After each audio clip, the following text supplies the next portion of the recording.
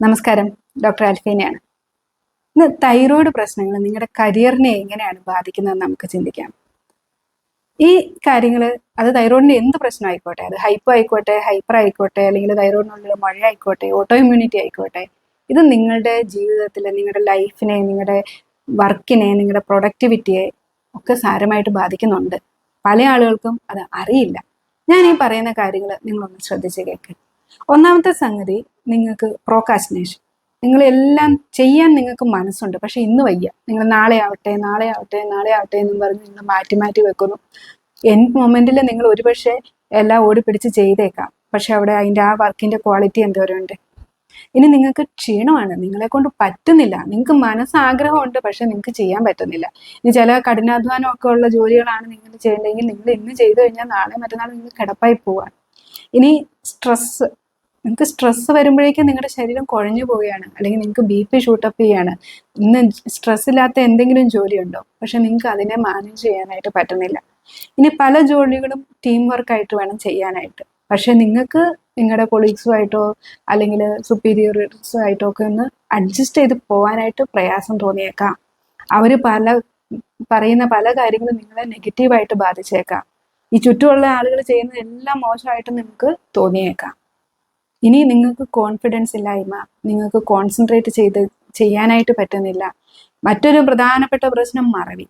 പ്രത്യേകിച്ച് ബിസിനസ്സുകാരൊക്കെ ആണെങ്കിൽ നിങ്ങൾ പല കാര്യങ്ങളും നിങ്ങൾ മറന്നു പോകുന്നു.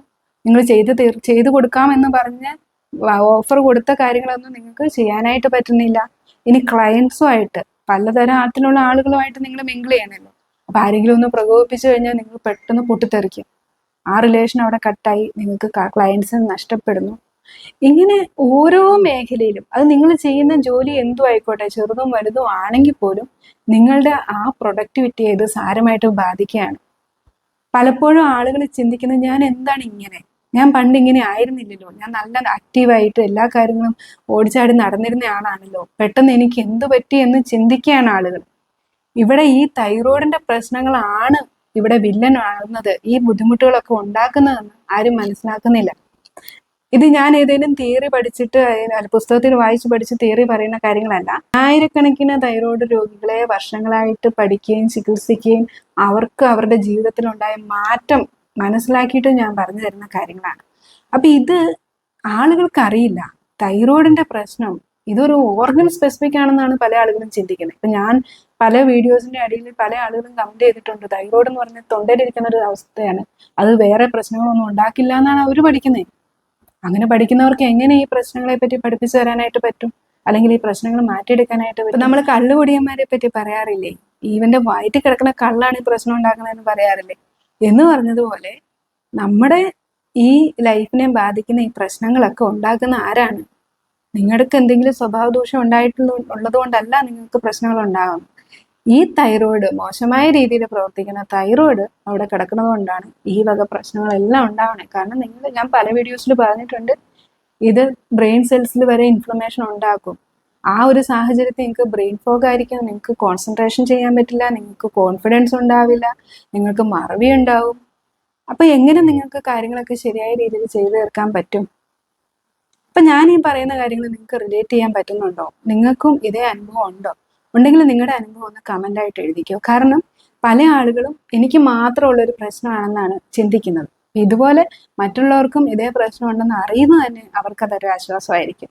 ഇനി ഈ പ്രശ്നങ്ങൾ നിങ്ങളുടെ ജീവിതത്തെ എല്ലാ കാലത്തും തകർത്ത് കളയുമെന്ന് നിങ്ങൾ പേടിക്കണ്ട. ഇതിൽ നിന്ന് നമുക്ക് പുറത്തു വരാനായിട്ട് പറ്റും.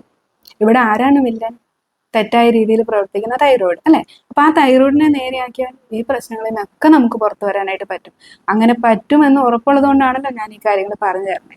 അപ്പൊ ഇതിന് ദയവ് ചെയ്ത് നിങ്ങൾ ഓൺലൈൻ ട്രീറ്റ്മെന്റ് ചോദിക്കരുത്. ഞാൻ ഇവിടെ ഒരു മരുന്ന് കച്ചവടം ചെയ്യുന്ന ആളല്ല, അല്ലെങ്കിൽ എന്തെങ്കിലും സപ്ലിമെന്റ് വിറ്റിട്ട് കമ്മീഷൻ മേടിക്കാനായിട്ട് ഇരിക്കുന്ന ആളല്ല. അങ്ങനെ നമുക്ക് തൈറോയിഡ് രോഗത്തെ ചികിത്സിക്കാൻ പറ്റില്ല. ഓരോ പേഷ്യന്റും വ്യത്യസ്തരാണ്. ഞാനിപ്പോൾ കുറച്ച് പ്രശ്നങ്ങളൊക്കെ പറഞ്ഞില്ലേ, ഇതൊക്കെ ഒരു സംക്ഷിപ്തമായിട്ട് ഞാൻ പറഞ്ഞതേ ഉള്ളൂ. നിങ്ങൾ അതിന്റെ വരികൾക്കിടയിലൂടെ വായിക്കുക. നിങ്ങളുടെ പ്രശ്നം ഇതുമായിട്ട് നിങ്ങൾക്ക് റിലേറ്റ് ചെയ്യാൻ പറ്റുന്നുണ്ടോ എന്ന് നോക്കുക.